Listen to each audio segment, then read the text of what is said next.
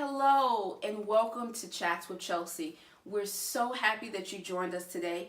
Today I am joined by a friend of mine, a board member of mine, someone who makes sure that I stay on track with the mission that I've set out for Life of Chelsi. So ladies, let me introduce you to Raegan Gibson. Not only is she a friend, she's an entrepreneur, she is a mom, she is a community member of Richmond who is involved. And one of my first interactions with Raegan was actually her giving back to another nonprofit of the board I sit on. And so she is dedicated to her community. She's dedicated to making sure that you eat well and you have great desserts. So we're going to learn more about her today, her journey. So ladies, join me in welcoming Raegan Gibson. Hello. Reagan! Thank you so much for joining me today. Thank you for having me. Yeah, so Raegan, I'm restarting Chats with Chelsi, and you are the first person to sit down in this new design studio set, and you're the first for many reasons. One, we did an event together and we did not choke each other. That's very important. That is important. You are the board member for Life of Chelsi Inc. You have ensured that I had delicious desserts on numerous occasions. But more importantly, you are someone who has overcome and continues to be an example to other young women, specifically single moms, about how they can thrive despite how their journey may start as a mother. So let's just jump into that, and then at the end we'll talk a little bit about Life with Chelsi. So where are you from, Raegan? I am born and raised here in Richmond, Virginia. I've only been away from Richmond for college, which was at University of Virginia in Charlottesville. So, hometown girl, been here all my life. You're a Richmonder. Yes, I am. And you welcome me in the clique. You know that at least your clique. You know that's a little. It's a small one too. So, tell us your story. Oh goodness, where should I start? I guess let's start from the beginning. So I am what now? 38. Sometimes I forget. So I'm 38 years old. Thank you. But my great grandparents raised me. So I guess that's kind of where the story starts. Because I feel like that is kind of where things could have gotten a little hairy. Hadn't they not taken me in. So from the age of 5, I was raised by my great grandparents. And they were, traditional, very traditional households, So even though they were my grandparents, it's, mom, dad, my grandmother stayed at home, my grandfather worked. So really all I had to do was go to school. That's what they always taught me, the value of education, and education leading to independence. So that was very important in our household. From there, honor roll student, kind of smart still. Yeah. Yes, you are. So I graduated from Mills Godwin High School. I went to a specialty center program, which was for math, science, and technology back then. And then so you were smart. A little bit.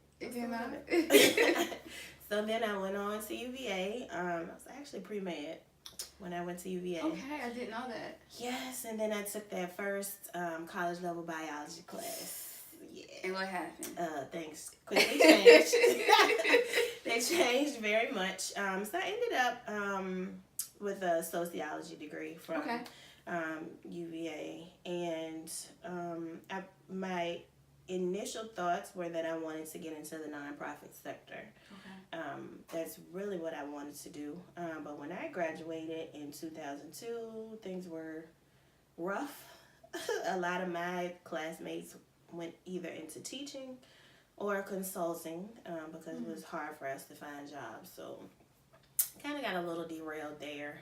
But I did end up going back to school actually to get a business degree. So I do also have an MBA. And then I thought, this school was always important. It was always, go to school, get your education, find a good job.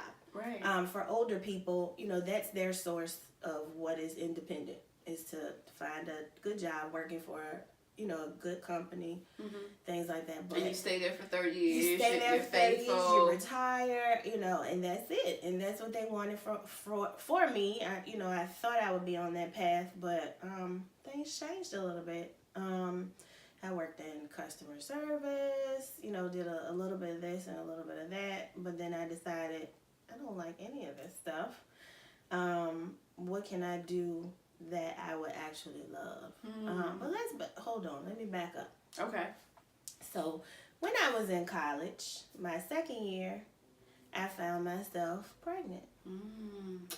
So we skipped over a major sophomore year, you're pregnant. I was pregnant, and my family tried to convince me to come back to Richmond because, of course, you know, my family was here, his family was here in Richmond. And you were how far away? Only an hour. Charlottesville is about an hour away. But I refused because I felt like I had worked very hard to be able to, you know, attend such a prestigious university. Yes. And I wasn't going to give up that easily, you know. So I ended up, you know, I had my son there at school. You forget sometimes that a university is really an adult environment, so it's not really it wasn't like it was frowned upon, you know. Okay. That I had a child, you know, very family friendly environment, family housing, things like that. My teachers, professors were very understanding, you know, of my situation. My son went with me to school and class in a pouch here some days. So that I wouldn't miss class. So, you know, I was just very determined to, you know, get my degree from there, and, you know, have a good start to life for me and my son. So, I did graduate on time, within my 4 years. It was hard. Okay, this is determination though, ladies. I hope you're listening. Yes. Determination, focus to stay focused on your goal. I mean, it was hard. Especially to get out of there on time, but you know, I wanted to get it done, and you know, I didn't want the fact that I had a child to slow me down, really. So now that we've added that back into the mix, so I graduated in 2002 on time. You know, moved back to Richmond, my son and I, and tried to get started with an adult life. How was that? I mean, well, by the time I graduated, he was getting ready to turn 2. Okay. So I was pretty acclimated, you know, to being a mom. Was his father still involved in his life?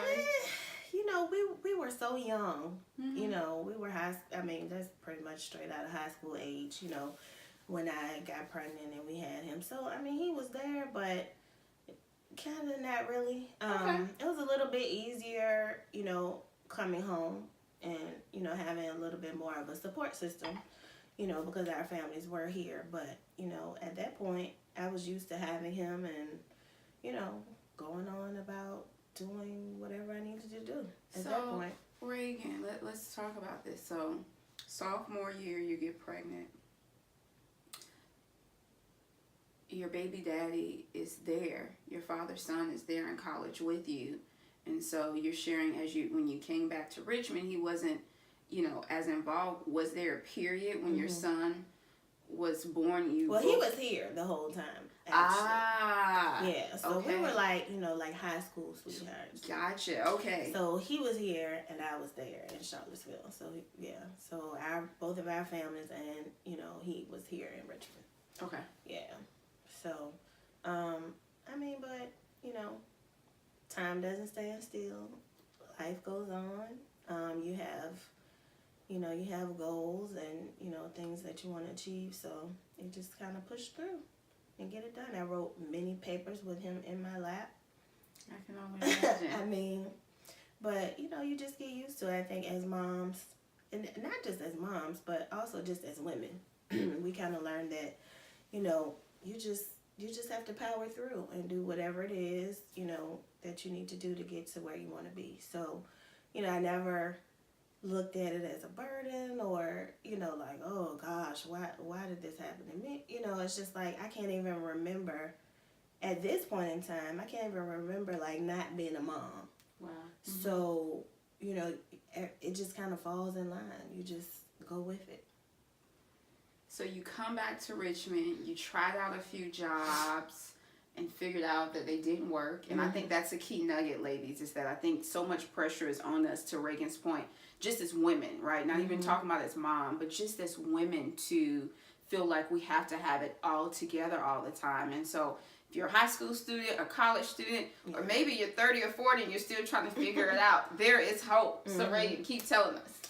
So, yeah, I did a few jobs, a few different jobs, customer service. I think then I went back to school. I got a business degree, and then I started working in finance, which I actually still am to this day, still working in the finance realm. But, there were other things that I like to do. Like, my grandmother, old school great grandmother. So, I learned how to cook and how to bake and all of those things, from her growing up. So baking was definitely a passion of mine. So I used to, just whenever somebody needed a cake, just, bake or, take something to a gathering or a get together. But then people would ask, well, can you do this to the cake? Or how about, or show me a picture. Can you do this or can you do that? So Richmond is kind of limited in this area. Okay. As far as education, for, pastries, food, or, what have you.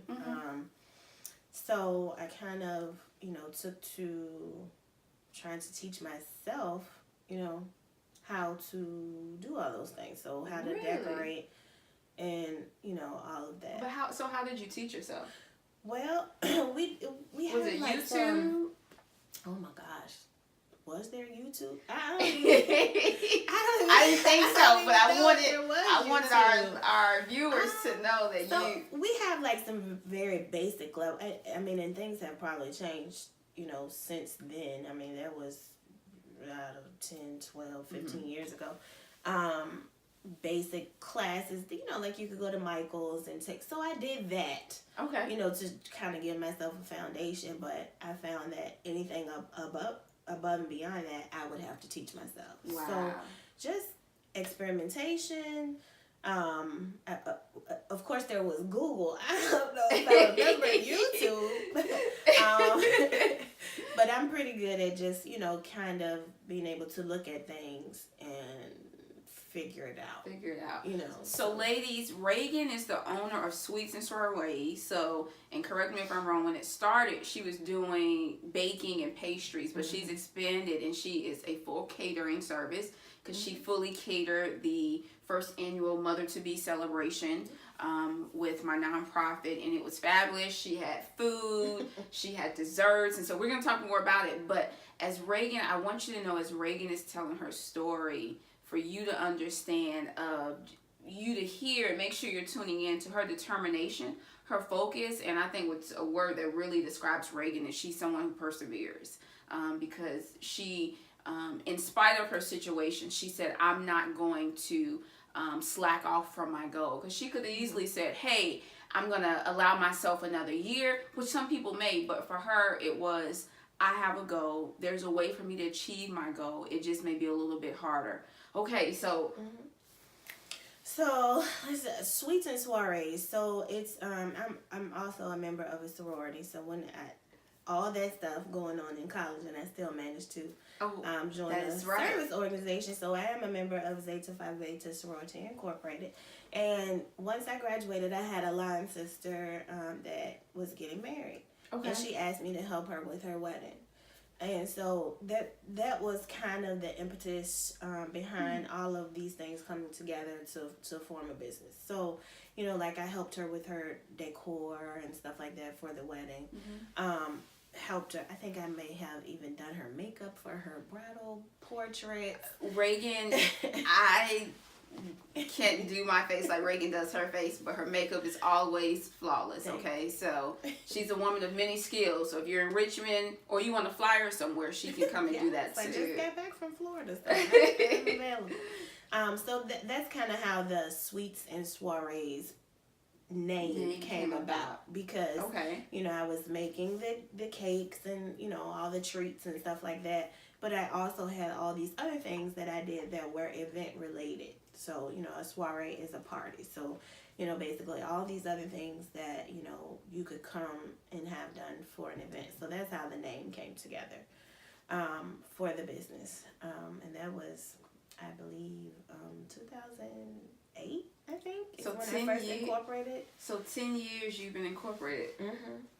So 10 years. So tell us what that journey has been like as an entrepreneur who also still has a full-time job. So it's hard, but as is life. I mean, there have been points where I felt like, okay, this is it.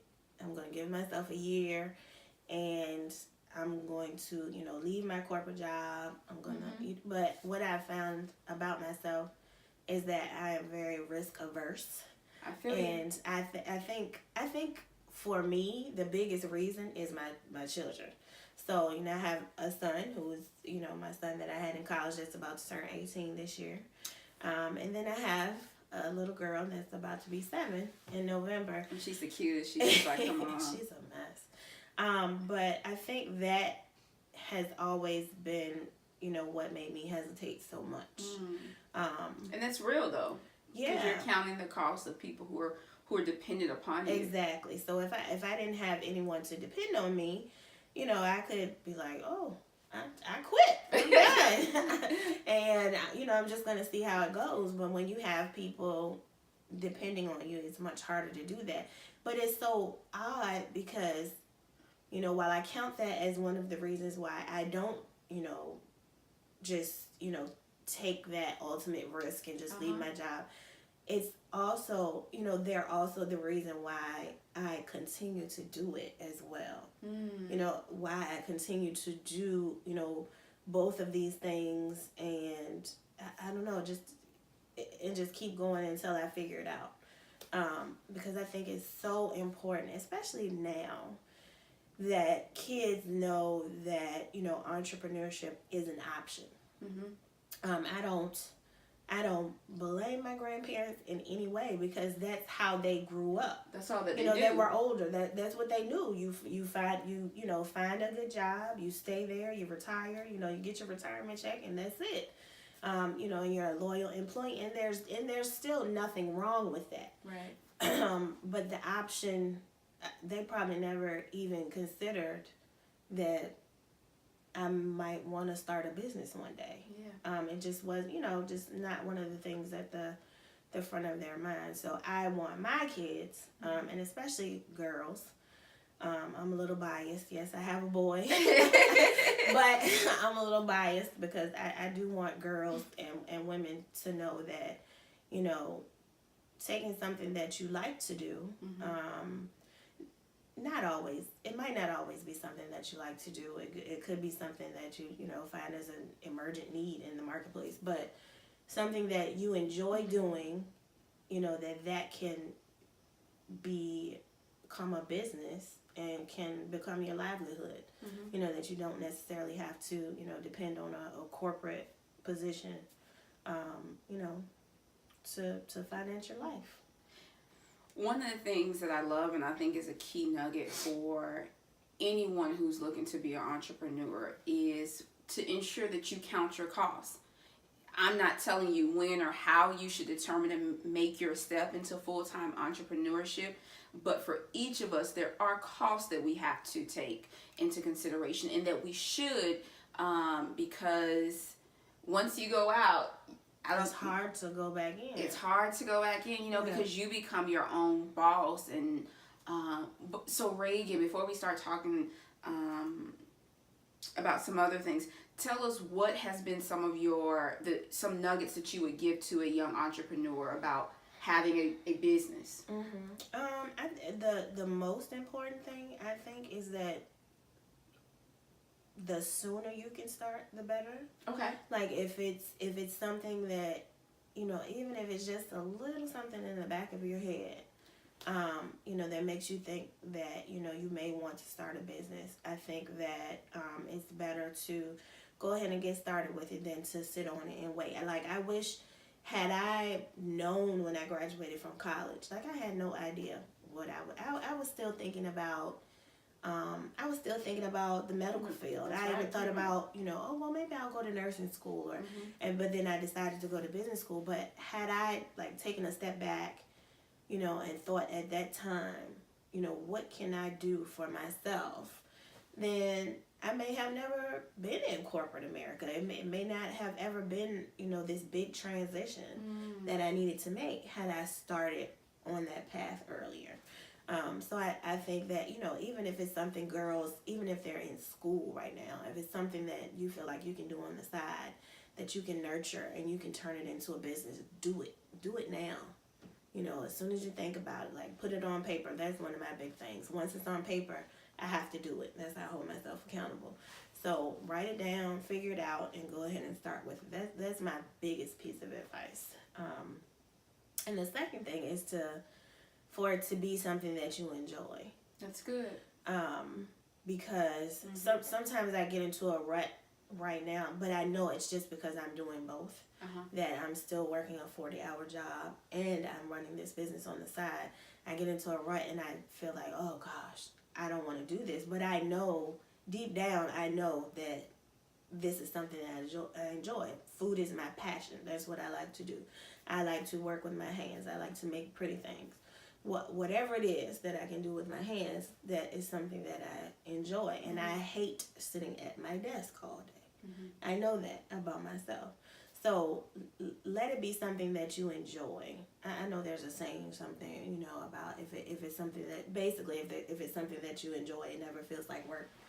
So, I'm trying to get myself to that point where it's enjoyable for me because, I have the time to devote to it solely. But those would be my biggest two nuggets, is to get started early and to make it be something that you're passionate about. For that second nugget, I think that's so key because we live in a world that is so social media driven, so like driven. How many people have seen my posts, how many people have liked it and commented on it, that sometimes, especially as women, we find ourselves, or can find ourselves in this place where we're doing something because of likes. It may be something that generates money, but one of the things that I think is so great about what Raegan is sharing with us is that you will even sometimes wrestle with purpose, right? Because her purpose is to create food that is good for the belly, beautiful to the eyes. But in that, because of where she is on her journey, there's a little wrestle with that. There's some tugging, and that's okay, because at the end of the day, she's grounded. And so ensure that you know where you're grounded, so that when these moments and these uncertainty, it's like, okay, I have a goal. I'm working so that I can be I'll be full-time Sweets and So Right. And I'm waiting. I'm ready. I know. It's coming. And that's another thing. Like, and this is something, personally that Chelsi has been, trying to help me with, is to find that place when I'm going to be able to walk away. And I appreciate her for that. Very welcome. But, that's another part of it. I mean, once you figure that out, then you have to be ready to just to go. Once you can get it all sorted out and figure out, what you need to do, to be able to walk away from that job and walk away and hopefully not have to look back. I mean, there's nothing wrong with if you do. I mean, because, I know people who have done that. And, they've walked away and they felt confident about it, but then something happened and didn't go the way, that they wanted it to. And they did have to, go back into the workforce. And there's nothing wrong with that. Right. However you get there is your process. And if it works at the end, that's all that matters, really. So. And it may be a few tries. You may try it.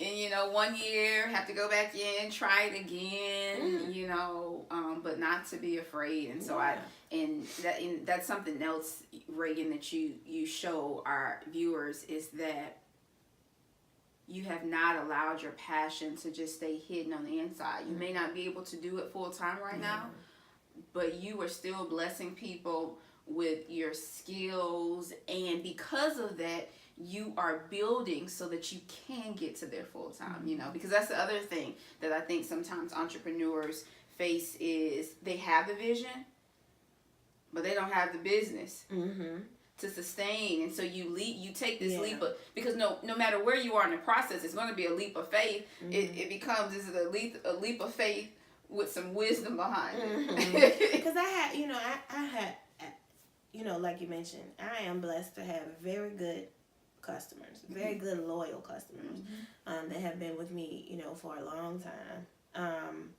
And a lot of them, I thank God that they have such faith in me. I honestly do, but people will always say, well, why don't you just, it could be anything. Why don't you just quit? Or, why don't you just, do this full time? And I'm thinking in my head, I love you. I love you for being such a good customer and a good supporter, but it's just not that easy. And it maybe it is that easy. That's another thing. I get into my own head a lot, and I could be overthinking it. But you have to be comfortable with the decision. That's true. So am I going, like you said, am I going to just take the leap of faith, or am I going to take it with some wisdom behind it? That I, feel comfortable that everything is, going to work out. But, I had another young lady tell me, she's a caterer also, that I just happened to meet at an event. And, she said, you do a really good job, and I said, well, I'm hoping to, go full time doing this soon. But, I was like, there's so many people doing it, like there's so many caterers here. That's real. And she told me, she said, you know what? She said, you can't worry about what everybody else is doing. You can only worry about, what you can do. And, she also told me, she said, there's, some months that I'm like, am I going to pay all my bills this month? And, she's not sure. But you have to be in a position where, you're ready to take that risk, that you might be there sometimes. I mean, and even if you're working all the time, that can still happen. Because you can get laid off at any time from a job. Yeah. So, but I do honestly feel, whether you believe in God or you believe in the universe or whatever, somebody's pushing me right now. And I've been feeling it for a while. And I believe it's God. Yeah, well, I do too. I do too. But, that, certain little things happen and you're just like, I'm sitting at work like, why? Why am I doing, why, like, why am I sitting at this desk? Why am I letting these people make me upset? Just certain little things happen and you're like, okay, something's coming. Something good is coming. I feel the push.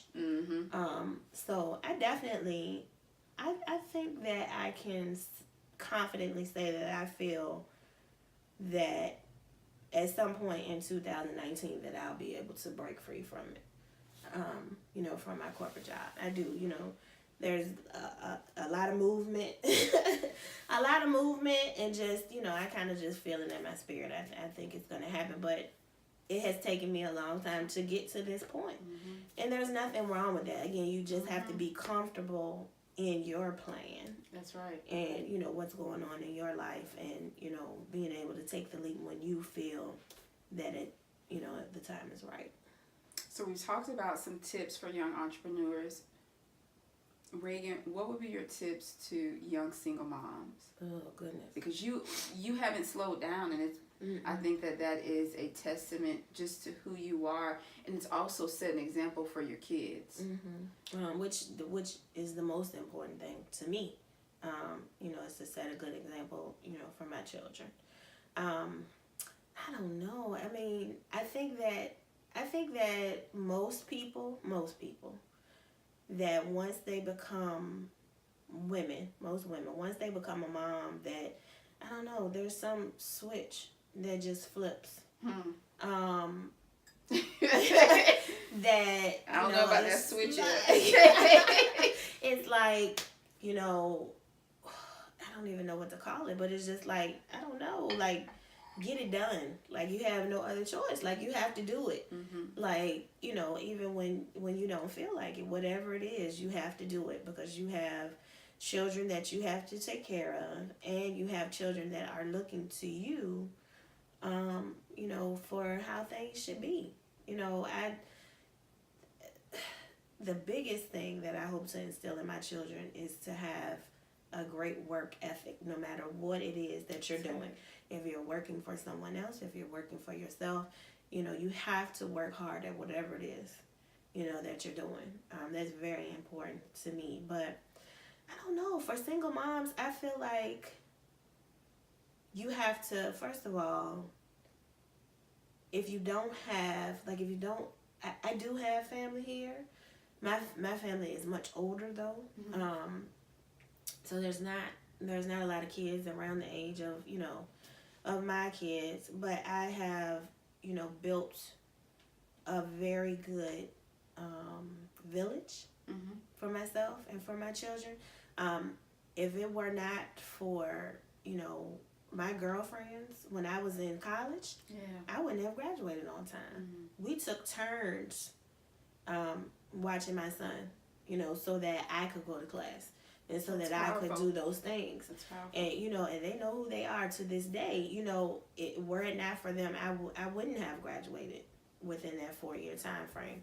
And now, you know, later in life, I have some very good girlfriends that I know that I can call on, you know, for myself, for my children, for my business. You know, they're very underpaid workers when I need them, you know. So you have to, you know, build a good foundation and a good village, you know, for your children and for yourself as a single parent. It's very important.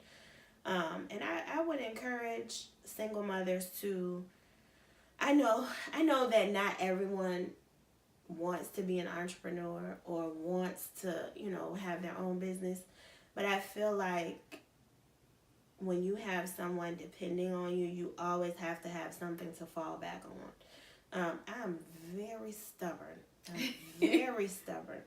So before I would call somebody and say, hey, I'm in a bind, I need this, or, you know, the kids need this, no, I'm going to, you need a cake? Somebody needs some food? What do I need to do, you know, to go out there and, you know, beat the bush and you know, drum it up for myself. So I feel like you should always have some skill outside of your everyday job that you can fall back on, you know, if you need an additional source of income. And as single moms, I think we always need additional income. So that's important. But you know, that also feeds into letting it be something that you enjoy too, because then it doesn't feel so much like work. Yeah. So, you know, just you always have to have people and money to fall back on. That's important. She's speaking truth. So Raegan, thank you so much for sharing your story, your journey. You are, so my nonprofit is Life with Chelsi. It birthed out of being a podcast and a weekly devotional. And so it's morphed, and end of last year, the Lord laid it on my heart that it was going to become a nonprofit. This year, I was nervous out of my mind. I mean, I knew how to set it up and everything, but it still was, I'm still putting myself out there for something and with a goal. And, you know, our mission continues to grow and evolve, but at the end of the day, it's about women. It's about women empowering women. And our first event we held in July, which was very dear to my heart. We did a baby shower for Mother in Needs, and couldn't have happened without Raegan. She is the board member for Life with Chelsi. We were just chatting before the camera is on. We're going to be looking to expand the board in the coming months. But it was a great bonding exercise for her and me as well, because she's stubborn, I'm a little stubborn, but we didn't bump heads though. Yeah, not not very much. Not that I can remember. No, Yeah. but that's the great thing. It was like, okay, yeah, we're gonna be good. But tell us, I mean, that's just real though. I mean, that's a whole. I mean, we probably could do a whole nother sit down about working with women and making. But that's not today. For today, tell us, why, what drew you to Life with Chelsi and what I shared with you for the mission. Because you signed on the first night. I told her what I wanted to do, and she said, sign me up not only for the event, but I'm going to be your first board member, Chelsi. Well, the first event being a baby shower for, mothers in need, you've heard my story. That's something that would be, very near and dear to my heart. And I just, especially, moms, and, we had some of the moms, were married that were there. Some of them, were single moms. But especially for, the single moms, I feel like it's important that they know that there are other people who have been in that position, that have kind of, pulled themselves out of it and just kept going forward. So that, I hate to hear a woman say that she can't do anything. All right, y'all hear her. Yeah, I don't like it. I don't like it. But especially, and I know it sounds kind of preachy, and I'm sure over time, I don't mean to seem, condescending to anyone or anything like that. But I know that in my time I've come across girls who say, well, I have a baby. I can't. Nope. Stop right there. And let me tell you what happened to me. Yeah, I mean, in my situation wasn't as bad as it could be. It could have been worse. Right. But I still think that it's important for them to hear, that, you're not alone in this situation. Right. But there are things that you can do to just keep moving. So that's definitely one of the reasons why I signed on immediately. Just because of my own background, in that particular area. But also just service in general. Like I said, I'm a member of a sorority. Right. I'm also a member of the Junior League of Richmond. Which we're both in together. Yes. And that's another thing that I feel is very important to pass on to my children, that, service is very important. That, you give what you can. If you don't have money to give, you always have your time to give. And I feel like that's just something that I need to be doing. Whether it's just to share my own story, or to, I don't know, just help wherever I can. I think it's important.